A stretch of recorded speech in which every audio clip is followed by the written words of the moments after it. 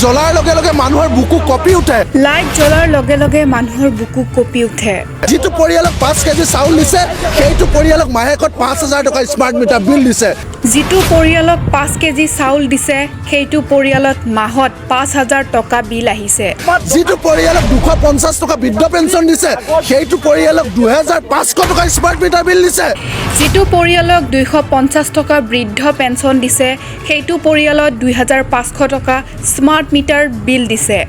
যিকেইটা পৰিয়ালক 1,250 টকা অৰুণোদয় দিছে 3,000 টকা স্মাৰ্ট মিটাৰ বিল দিছে। যিকেইটা পৰিয়ালক 1,250 টকা অৰুণোদয় দিছে 3,000 টকা স্মাৰ্ট মিটাৰ বিল দিছে। হিমন্ত বিশ্ব শৰ্মা চৰকাৰক সকীয়াই দিছোঁ, যদি মানি নলয় আমি নিজেই মিটাৰ খুলি আনি অফিচত দলিয়াই দিম। হিমন্ত বিশ্ব শৰ্মাক সকীয়াই দিছোঁ, যদি মানি নলয় আমি নিজেই মিটাৰ খুলি আনি অফিচত দলিয়াই দিম। আপোনালোকে জানে সমগ্ৰ অসম জুৰি এতিয়া ৰাইজ সাংঘাতিক ধৰণে সন্ত্ৰাসিত হৈছে। লাইট জ্বলাৰ লগে লগে মানুহৰ বুকু কঁপি উঠে। এতিয়া সাধাৰণ গাঁওবিলাকত আপোনালোকে জানে যে গাঁৱত চোৰ ওলাইছে, গাঁৱত এতিয়া হাতী ওলাইছে, মহিলা মানুহ বাহিৰলৈ যাবলৈ ভয় কৰিছে, কাৰণ এতিয়া লাইট জ্বলিলেই স্মাৰ্ট মিটাৰ বিল উঠে। যিটো মিটাৰ আজি 2-3 মাহৰ আগলৈকে সম্পূৰ্ণৰূপে সক্ৰিয় হৈ আছিল।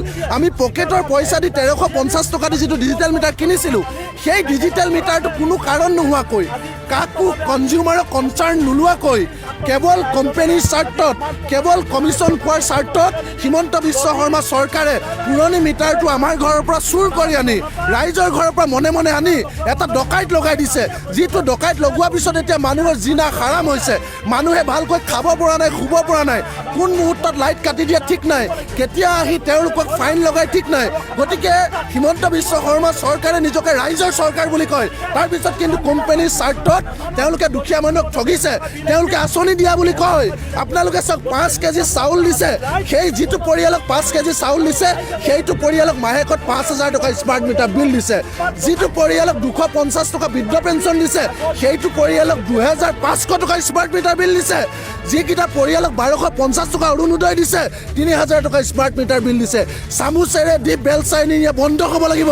হিমন্ত বিশ্ব শৰ্মা চৰকাৰক সকীয়াই দিছোঁ, যদি মানি নলয় আমি নিজেই মিটাৰ খুলি আনি অফিচত দলিয়াই দিম। তেওঁলোকে জানে বাৰে বাৰে অসমৰ মানুহে কৈ আছে এই স্মাৰ্ট মিটাৰ আমাক নালাগে, এই স্মাৰ্ট মিটাৰে আমাক নাগুৰ নাকতি কৰিছে।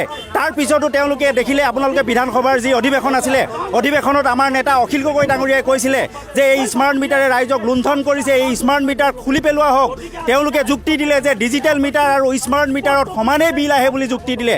যদি ডিজিটেল মিটাৰ আৰু স্মাৰ্ট মিটাৰ একেই, তেনেহ'লে মুখ্যমন্ত্ৰী হিমন্ত বিশ্ব শৰ্মা ডাঙৰীয়া আৰু পীযুষ হাজৰিকা ডাঙৰীয়াই কিয় আমাৰ অসমীয়া মানুহৰ ঘৰত স্মাৰ্ট মিটাৰ লগাব বিচাৰিছে? News text report, Assam trend news.